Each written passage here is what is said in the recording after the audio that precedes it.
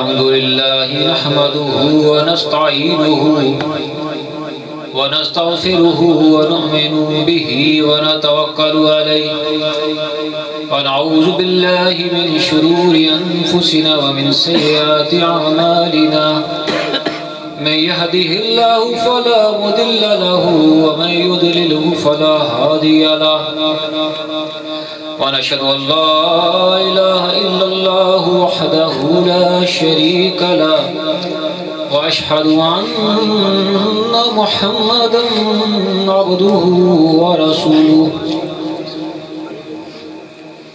أما بعد فأعوذ بالله من الشيطان الرجيم بسم الله الرحمن الرحيم إن الله وملائكته يصلون على النبي يا أيها الذين آمنوا صلوا عليه وسلموا تسليما اللهم صل على سيدنا ومولانا محمد وبارك وسلم عرش کی عقل دنگ ہے چرخ میں آسمان ہے جانے مراد اب کہاں ہائے تیرا مقام ہے پڑھو صلی علی نبینا صلی علی محمد.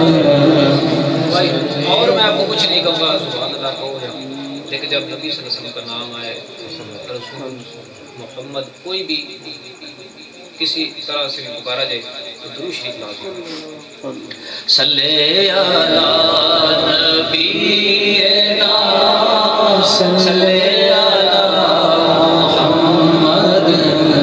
عرش پہ تازہ چھیڑ چھاڑ اور فرش پہ طرفہ دھوم دھام. عرش پہ تازہ چھیڑ چھاڑ فرش پہ طرفہ دھوم دھام. کان جدھر لگائیے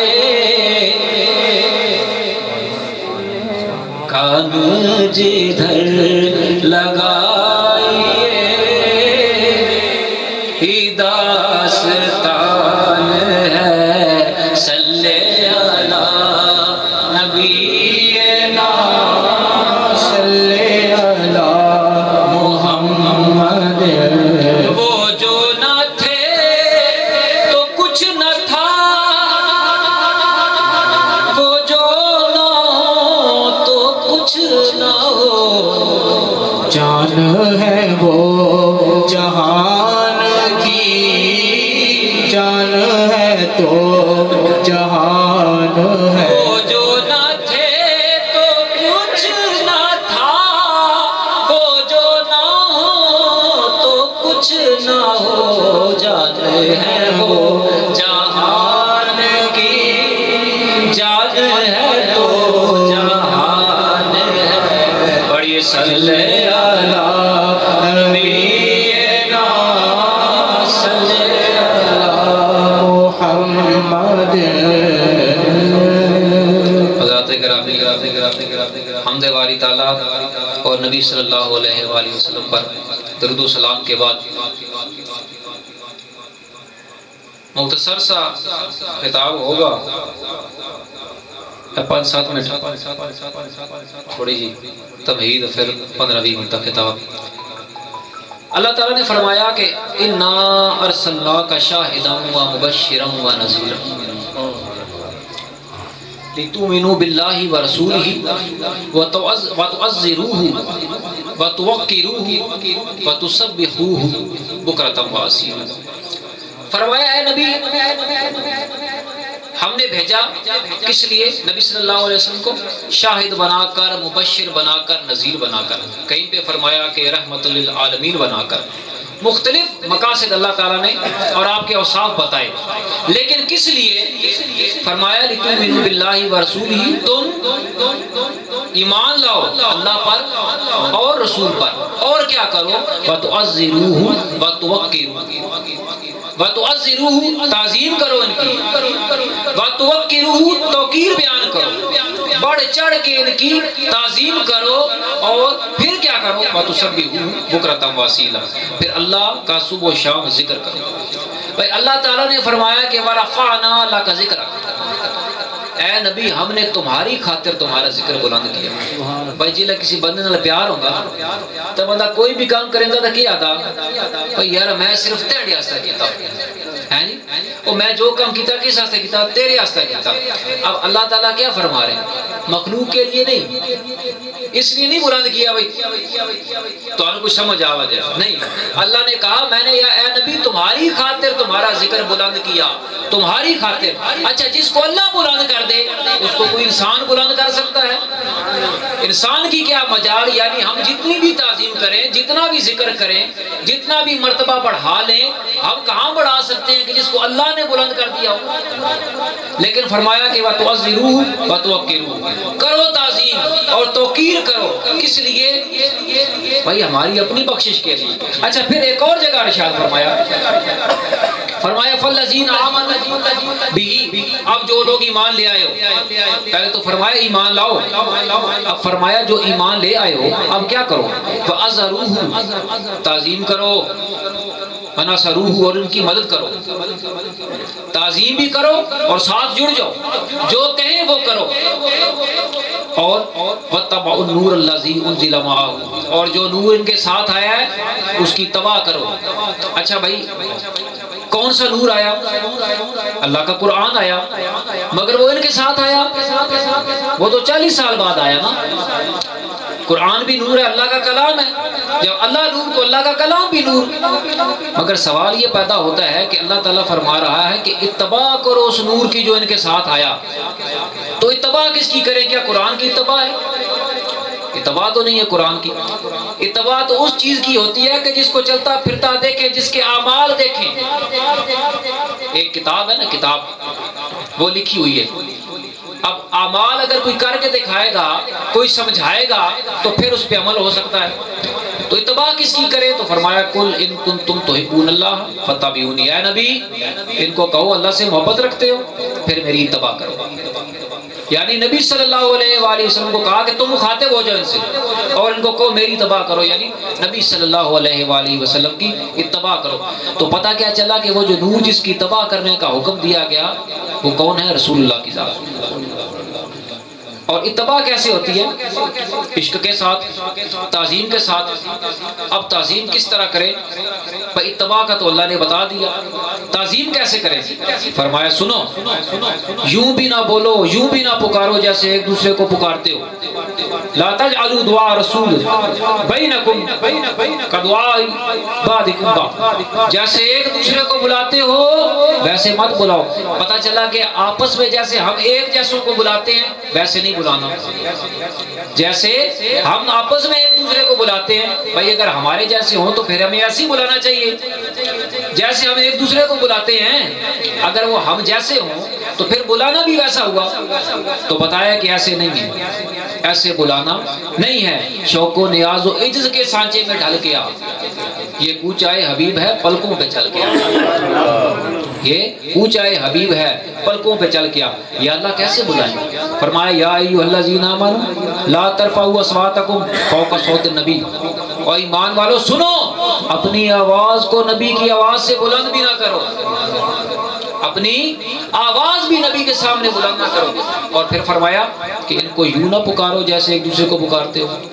اور سنو کہیں ایسا نہ ہو کہ تم بے خبرے مارے جاؤ اور تمہارے اعمال ضائع ہو جائیں، تم بے خبرے مارے جاؤ تمہارے اعمال ضائع ہو جائیں۔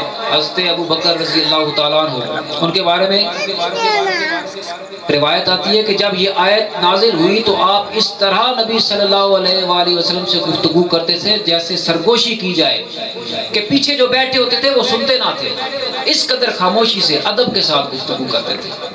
باب جبریل کے پہلو پہ ذرا دھیرے سے فخر کہتے ہوئے جبریل کو یوں پایا گیا، ارے اپنی پلکوں سے در یار پہ دستک دینا، اونچی آواز ہوئی عمر کا سرمایہ گیا، اونچی آواز ہوئی عمر کا سرمایہ گیا۔ یہ ہے بارگاہ حبیب کا ادب۔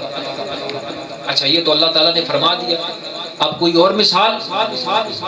میں نے بتایا نا کہ ایک تو چیز ہے تھیوری، اب اس کا کوئی پریکٹیکل بھی تو پتا چلے کہ ادب کیسے کیا صحابہ نے۔ بھائی ایک صحابیہ ہیں میمونہ بنت کردم، ایک تو ہے حضور کی بیوی میمونہ، یہ صحابیہ ہیں، کہتی ہیں حجۃ الوداع کا موقع ہے، 1,24,000 صحابہ حضور کے ساتھ جا رہے ہیں، سوار ہیں، پرندے بھی اوپر اڑ رہے ہیں، بھائی 1,24,000 بندہ ہوا ہے اور کسی کی تو آواز ہوتی ہے۔ کہتی ہیں میرے والد نے حضور کی قدم بوسی کے لیے حضور کے قریب ہوئے اور حضور کے پاؤں جو ہے وہ پکڑے۔ اچھا جب بندہ پیر رکھتا تو تھوڑا جا جھکتا تو ہے ایسی، اور تھوڑا جا تو جھکے اسی بندہ کہ کھلوتے کھلوتے نہ پہ اس جب بندہ پاؤں پکڑتا ہے تو جھک تو جاتا ہے تھوڑا سا۔ یہ تھوڑی تھوڑی چیزیں ذرا ذہن میں رکھنی ہے، نور والی ہم جیسے نہیں ہیں وہ بھی، اور یہ جھکنے والی بھی۔ سر سوئے روزہ جھکا پھر تجھ کو کیا، ارے دل تھا ساجد نجدیہ پھر تجھ کو کیا، ان کے نام پاک سے دل جان و مال اور نجدیہ سب تج دیا پھر تجھ کو کیا۔ تو حضرت میمونہ بنت کردم کہتی ہیں کہ نبی صلی اللہ علیہ وآلہ وسلم کی قدم بوسی کے لیے میرے والد نزدیک ہوئے، گفتگو کی، اور کہتی ہیں کہ اس وقت سوائے صحابہ کے قدم پڑھنے کے علاوہ کوئی آواز نہ آتی تھی۔ 1,24,000 صحابہ چل رہے ہیں، سوار ہیں، پرند چرند بھی ہیں، کسی کی آواز نہ آتی تھی، صرف ایک آواز سنائی دیتی تھی اور وہ قدموں کی ہوتی تھی۔ اے شوق و نیاز و عجز کے سانچے میں ڈھل کے آ، یہ کوچہ حبیب ہے پلکوں پہ چل کے آ۔ ثابت ہوا کہ جملہ فرائض فروع ہیں، اصل الاصول بندگی استاج ور کی ہے۔ بس یہ میری تقریر ہے، یہ ایک شعر اسی پہ ختم کریں گے انشاءاللہ۔ تو بات ہو رہی تھی کہ بارگاہ حبیب کی ادب کیسے کیا جاتا ہے۔ ایک مرتبہ اس طرح ہوا کہ نبی صلی اللہ علیہ وآلہ وسلم ایک قبیلے کی صلح کے لیے تشریف لے گئے، نماز کا وقت ہوا، نبی صلی اللہ علیہ وآلہ وسلم کو تھوڑی دیر ہو گئی، اب صحابہ موجود ہیں، حضرت بلال رضی اللہ تعالیٰ عنہ نے اذان دی، انتظار کیا نبی صلی اللہ علیہ وآلہ وسلم کا، مگر نماز کا وقت گزر رہا تھا۔ اچھا آپ دیکھیں ذرا کہ صحابہ کو کیا پتا ہے کہ نماز کس نے کرانی ہے، اور ایک تو وہ گل ہے جڑی حضور اخیر وقت حضرت ابو بکر رضی اللہ تعالیٰ عنہ امامت دیتی، اے اجے نبی صلی اللہ علیہ وسلم کی وفات تو پہلا دا واقعہ، اب صحابہ موجود ہیں تو ذرا صحابہ کس کو بڑا سمجھتے ہیں اپنے آپ میں، پتہ بھی چل جائے نا۔ اب صحابہ نے فیصلہ کیا کہ نبی صلی اللہ علیہ وآلہ وسلم تو آئے نہیں، تو بھائی جماعت کون کرائے، تو صحابہ نے کہا یار ابو بکر رضی اللہ تعالیٰ عنہ کو کوئی جماعت کرائے۔ تو حضرت بلال رضی اللہ تعالیٰ عنہ حضرت ابو بکر کے پاس آئے اور کہا اے ابو بکر کیا آپ جماعت کروا دیں گے؟ فرمایا ٹھیک ہے جی، کھڑے ہو۔ اقامت ہوئی، جماعت شروع ہو گئی، اب نماز شروع ہو گئی تو کیا ہوا کہ اتنے میں نبی صلی اللہ علیہ وآلہ وسلم تشریف لے آئے۔ اب جب نبی صلی اللہ علیہ وآلہ وسلم تشریف لائے تو صحابہ نے مڑ کر دیکھا نبی صلی اللہ علیہ وآلہ وسلم کو۔ نبی صلی اللہ علیہ وسلم نے فرمایا، حدیث ہے بخاری میں، کہ جو نماز کی حالت میں دائیں بائیں دیکھے سے بہتر اس کی آنکھیں اچک لی جائیں۔ اور یہاں کیا ہو رہا ہے کہ نبی صلی اللہ علیہ وآلہ وسلم آ رہے ہیں اور صحابہ حضور کا دیدار کر رہے ہیں۔ اب جب نبی صلی اللہ علیہ وآلہ وسلم آئے تو صحابہ نے تصویر کی، اطلاع کی ابو بکر رضی اللہ تعالیٰ عنہ کو۔ اچھا اب وہ صحابہ ہٹتے جا رہے ہیں، نبی صلی اللہ علیہ وآلہ وسلم ابو بکر کی طرف بڑھتے جا رہے ہیں، بھائی نماز کی حالت ہے اور صحابہ بڑھتے جا رہے ہیں کہ عشق باج ایمان نہ ملدا جے لکھ کرن عبادت تو جت بھی نیتی۔ ثابت ہوا کہ جملہ فرائض فروع ہے، اصل الاصول بندگی استاج ورکی ہے۔ تو صحابہ ہٹتے جا رہے ہیں، حضور بڑھتے جا رہے ہیں، صحابہ ہٹتے جا رہے ہیں، حضور بڑھتے جا رہے ہیں۔ اب جب حضرت ابو بکر رضی اللہ تعالیٰ عنہ کے پاس نبی صلی اللہ علیہ وسلم کے قریب پہنچے تو حضرت ابو بکر کو جب دیکھا انہوں نے کہ نبی صلی اللہ علیہ وآلہ وسلم تشریف لے آئے تو آپ پیچھے ہٹنا شروع ہو گئے، پیچھے ہٹنا شروع ہو گئے حضور کے ادب میں۔ حالانکہ نماز ہو رہی ہے، امامت ہو رہی ہے، حضور نے اشارہ کیا کہ اے ابو بکر کھڑے رہو، مگر آپ پیچھے ہٹ گئے۔ حضور آگے آئے، جماعت کروائی، نماز ادا ہوگی۔ نماز کے بعد حضور نے کہا اے ابو بکر کہ تجھے کس چیز نے پیچھے بلایا؟ جب میں تجھے اشارہ کر رہا تھا کہ تو کھڑا رہے اپنی جگہ پر، تو کیوں پیچھے آیا؟ تو کیا فرمایا؟ کہا یا رسول اللہ، اب ابو قحافہ کے بیٹے کی یہ مجال کہ وہ حضور کے آگے کھڑا ہو کر نماز پڑھائے، یہ ہے بارگاہ حبیب کا ادب۔ حالانکہ جب بڑا کسی چھوٹے کو کوئی مقام دیتا ہے تو کیا ہوتا؟ بندے کپڑے تو باہر نکلو بھئی یار میں تو بڑا مقام مل گیا، میں تو سارے تو وڈے بھی اپنے تو اگا کروا دیا، لیکن آپ نے کیا کیا؟ یہ عاجزی انکساری ہے حضور کی بارگاہ، شوق و نیاز و عجز کے سانچے میں ڈھل گیا، یہ کوچہ حبیب ہے پلکوں پہ چل گیا، تو آپ پیچھے تشریف لے آئے۔ اب یہ ادب، یہ تعظیم ملتی کیسے؟ اچھا بعض بے ادب بھی تو ہے ادب کا، تو یہ مقام جو ہم نے دیکھا کہ حضرت ابوبکر کو ملا، صحابہ کرام کو ملا۔ اب اللہ نے تو فرمایا کہ آواز بھی اونچی مت کرو، تو ایسے لوگ بھی تو ہیں بے ادب ہیں، ان کا کیا انجام ہے؟ ایک شخص تھا ذوالخویسرہ تمیمی، بخاری مسلم میں اس کے متعلق روایت ملتی ہے۔ یہ حضور کی بارگاہ میں آیا، ایک غزوہ سے حضور واپس آئے، آپ نے مال غنیمت تقسیم فرمایا، تو اس شخص کو اعتراض ہوا، یہ حضور کی بارگاہ میں آیا، کہا یا رسول اللہ انصاف کیجیے، یا رسول اللہ انصاف کیجیے۔ حضور نے فرمایا ہے بدبخت، مجھ سے زیادہ بھی کوئی دنیا میں انصاف کرنے والا آیا ہے؟ بہرحال اس نے حضور کی تقسیم پہ اعتراض کیا، حضور کی عطا پہ اعتراض کیا، اور پشت کر کے حضور کی طرف چلنا شروع ہو گیا۔ اب یہ اس کی بے ادبی تھی، پشت کر کے چلنا۔ وہ ایک بیٹھا ہوئے مدینے میں، وہ مظفر کیا نام ہے جی اس کا، میں دیکھ رہا تھا کہ ہمارا ایک سنی گیا حضور کے روزے سے، وہ جب سیدھا واپس آیا تو اس نے روک لیا، وہ بھائی یہ کدھر لکھا ہوا ہے، یہ کون سی تعظیم ہے؟ وہ بے ادبوں کو کیا پتا کہ تعظیم کیا ہوتی ہے۔ تو جب یہ ذوالخویسرہ تمیمی کمر کر کے حضور کی طرف چلا تو صحابہ نے کہا یا رسول اللہ آپ ہمیں اجازت دیں، ہم اس کا سر قلم کر دیں۔ ہاں گستاخ رسول کے لیے یہ سزا ہے۔ صحابہ نے کیا کہا؟ یا رسول اللہ اجازت دیجیے ہم اس کا سر قلم کر دیں۔ فرمایا نہیں، وہ ایک گستاخ تھا ہی نا، یہ جگہ اور بھی پتہ نہ چلا ہے۔ حضور نے کہا اس کی نسل سے ایسے شخص ہو، ایسے لوگ ہوں گے کہ تم ان کی عبادتوں کے بدلے میں اپنی عبادت کو کم سمجھو، اتنے عبادت گزار ہوں گے کہ ان کی عبادت کے بدلے میں تم اپنی عبادت کو حقیر سمجھو گے، ان کی نمازوں کے بدلے میں اپنی نمازوں کو کم سمجھو گے، ان کی عبادتوں کے بدلے میں اپنی عبادت کو کم سمجھو گے، مگر ان کی نمازیں ان کے حلق سے نیچے نہ اتریں گی۔ ہیں جے لکھ زہود عبادت کریے تے بن عشقوں کس کاری، وہ جہاں جا عشق نہ ساڑے تینوں تے تاں تاں نبے نہ یاری۔ محبت کے بغیر کیا ہے؟ کون؟ تم ان کو نہیں جانتے، تم اس کو نہیں جانتے، یہ اللہ کا امر ہے، تمہیں کیا پتا روح کیا ہے؟ وہ بندہ روح نہیں سمجھ سکتا تو حضور دے رتبے حقیقت سمجھ سکتا۔ انسان کی یہ مجال کہ ہم متعین کریں حضور کا رتبہ، بس جو سمجھ میں نہ آئے وہ حضور کا مقام ہے، اور اس کو جتنا بلند کریں، جتنا بڑھا چڑھا کے، عزیز کہتے ہی اس کو ہے کہ جس کو جتنا بلند کر کے بیان کریں پھر بھی وہ کم ہے کہ اس کا حق ادا نہیں کر سکتے۔ اچھا صلح حدیبیہ کا وقت آیا، یہ وہ وقت ہے کہ جب کفار کے ساتھ نبی صلی اللہ علیہ وآلہ وسلم کا معاہدہ ہو رہا ہے، کافروں کا قاصد آیا حضور کے بارگاہ میں۔ اب جب یہ گیا نا یہاں سے واپس، اس کے دل میں نا ایمان کا بیج جو ہے وہ پھوٹ پڑا۔ اس نے جب صحابہ کو دیکھا کہ یار ایسا بھی کوئی بندہ ہوتا ہے، اتنا بھی ادب۔ جب کفار کے پاس گیا تو انہوں نے کہا ہاں بھائی بتا تو نے کیا دیکھا؟ کہا یار میں ایسا معشوق ویکھیا، میں جی آجی اس دے عاشق میں یہ جی عاشق نہیں ویکھے، ایسا محبوب دیکھا کہ جی آجی اس دے محب ہونے آجے میں محب نہیں دیکھے۔ انہوں نے کہا بھائی تو نے کیا دیکھا؟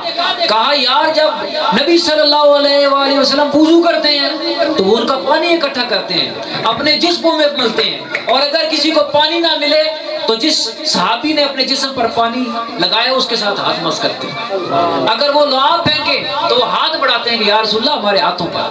بھائی میں نے ایسا ادب نہیں دیکھا، ایسا محبوب نہیں دیکھا، ایسا کوئی۔ اعظم چشتی صاحب غالباً انہی کا کلام ہے کہ ایسا کوئی محبوب نہ ہوگا نہ کہیں ہے،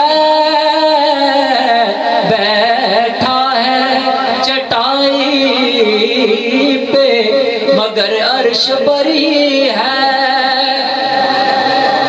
ہر ایک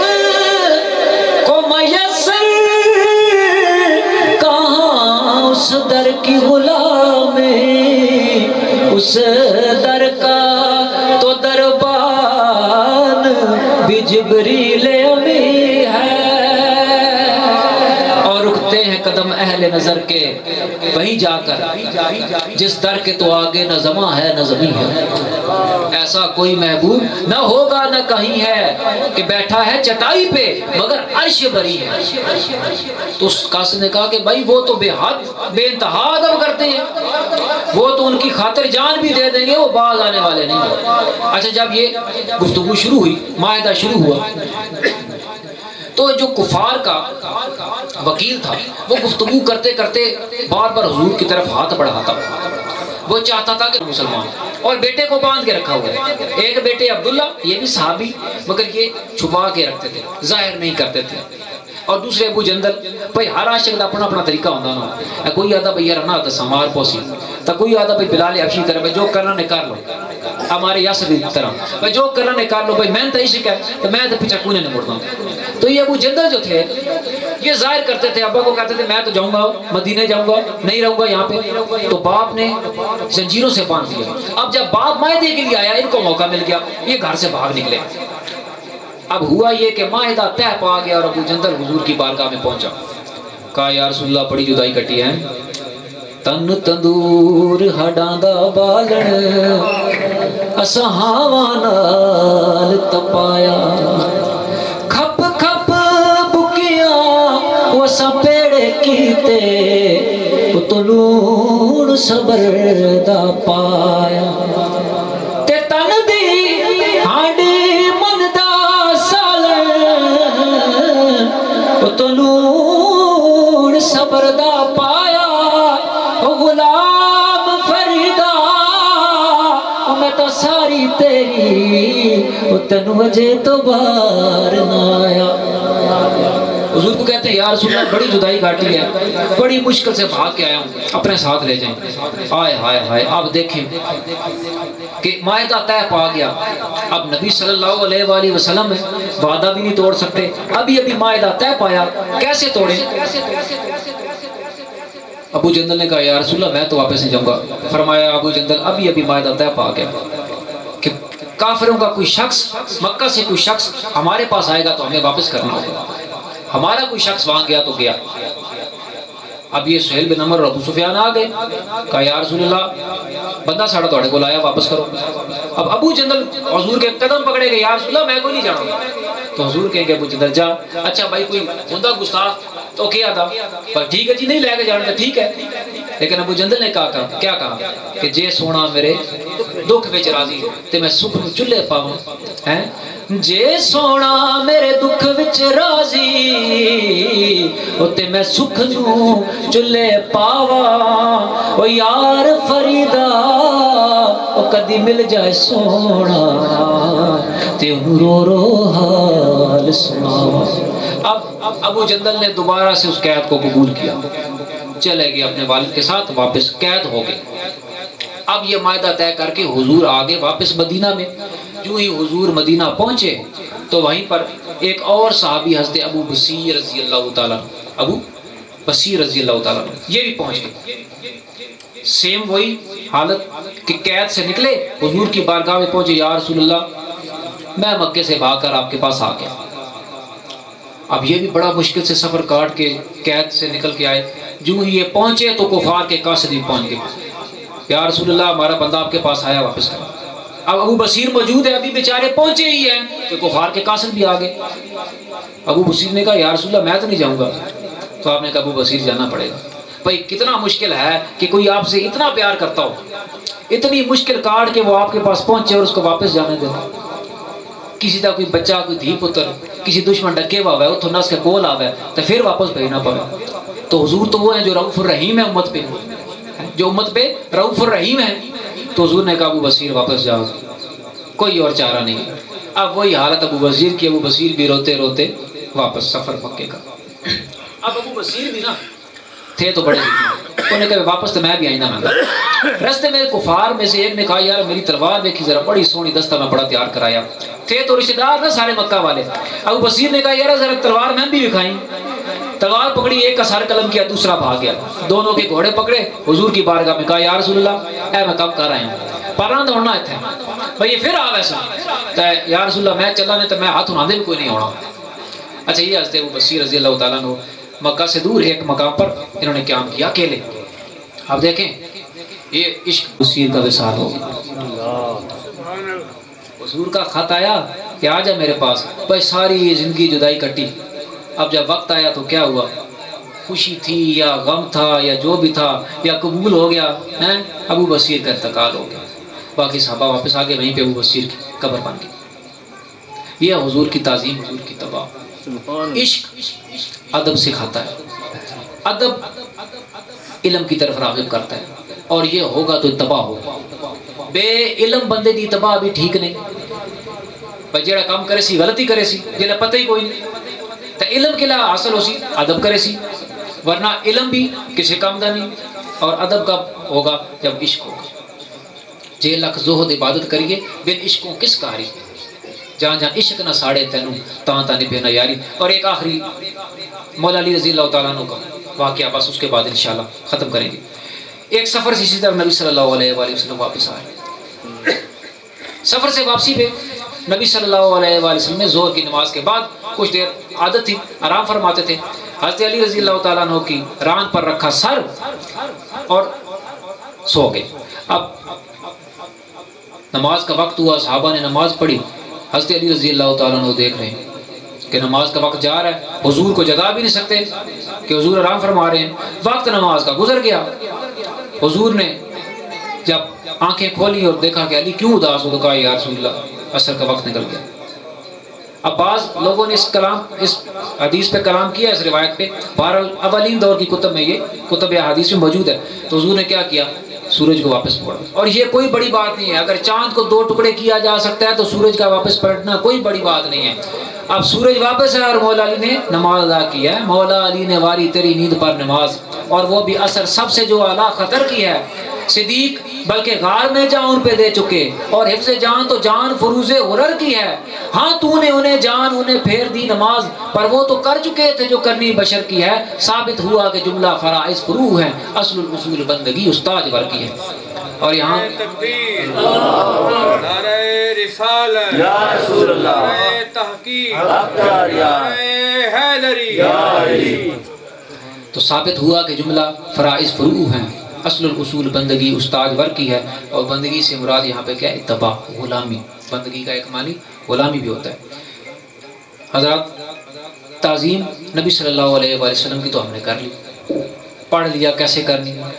اب حضور کی تعظیم، حضور کا قرب، حضور کی محبت کیسے حاصل ہو؟ حضرت ابوبکر رضی اللہ تعالیٰ عنہ فرماتے ہیں حضور کا قرب آپ کے اہل بیت کے قرب میں تلاش کرو، حضور کا قرب آپ کے اہل بیت کے قرب میں تلاش کرو۔ حضور سے محبت ہے تو اہل بیت سے محبت رکھو، اور کیا اہل بیت ختم ہوگی؟ حضور نے کیا فرمایا صحیح مسلم میں، دو چیزیں چھوڑ کے جا رہا ہوں، ایک قرآن اور ایک میرے اہل بیت۔ حضرت زید بن ارقم کہتے ہیں اس لیے اہل بیت یہاں پہ کون ہے؟ آل علی، آل عقیل، ٹھیک ہے، اور مسلم آل عباس، اور اہل بیت حضرت علی کی اولاد، اس لیے کہ یہ اولاد چلتی رہے گی قیامت تک۔ انا اعطیناک الکوثر۔ بات کرنے کا مقصد یہ ہے کہ حضور کی تعظیم جو ہے، یہ جو بعض حضرات سادات کے حوالے سے گستاخی کی مرتکب ہوتے ہیں۔ اعلیٰ حضرت نے فرمایا اگر سید کفر نہ کرے، شرک نہ کرے، تو اس کی تعظیم ضروری ہے، چاہے فاسق و فاجر ہو، کس لیے کہ حضور کی آل سے ہے، حضور کا خون ہے اس میں۔ تو وہ حضرات جو حضور کی تعظیم کے دعوے کرتے ہیں، اہل بیت سے دور ہے، سادات سے دشمنی کرتے ہیں، حضور کی آل سے محبت نہیں رکھتے، بھائی ان کی عبادتیں کسی کام کی نہیں۔ حضور نے فرمایا، المستدرک میں حدیث ہے، جو شخص مقام ابراہیم اور حجر اسود کے درمیان کھڑا ہو کر ساری زندگی عبادت کرتا رہے اور روزے بھی رکھتا رہے، مگر اللہ کے حضور اس حال میں پیش ہو کہ اس کے دل میں اہل بیت کا بغض ہوا، تو اللہ اس کو اٹھا کے جہنم میں پھینک دے۔ اب یہاں پہ کون ہے اہل بیت؟ حضور نے فرمایا کہ سب سے پہلے شفاعت کروں گا اولاد فاطمہ کی، ہاں سب سے پہلے اولاد فاطمہ کی شفاعت ہوگی۔ پھر فرمایا جس کی میں شفاعت کروں گا پھر وہ شفاعت کرے گا۔ تو یہ جڑے اولاد فاطمہ سے بگڑتے ہیں، جو چھوٹی چھوٹی غلطیوں پہ شہیدوں پہ اعتراض، بھائی 7,500 حدیث بخاری وہ کسی ایک اگر نہیں اس کا پورا ہوتا تھا باقی 7,000 تک مان لینا تھا یار ادب کر لو. کوئی ایک غلطی نکلتی ہے تو آپ دیکھتے ہیں نا انٹرنیٹ پہ ہر جگہ پہ کسی کی ایک غلطی پکڑتے ہیں تو اعتراض. ویسے ہر عالم دین کا ادب ضروری ہے, یاد رکھیں ہر عالم دین کا ادب ضروری ہے جس کے پاس علم ہے, لیکن سادات کا کم سے کم اتنا ضرور حیا کریں کہ ان پر یہ جو آج کل چل رہا ہے ماحول اس سے ضرور بات. اللہ تعالیٰ ہمیں نبی صلی اللہ علیہ وسلم کی تعظیم کی اور آپ کی آل کی, آپ کے صحابہ کرام کی تعظیم کی توفیق عطا فرمائے. وآخر دعوانا ان الحمد للہ رب العالمین.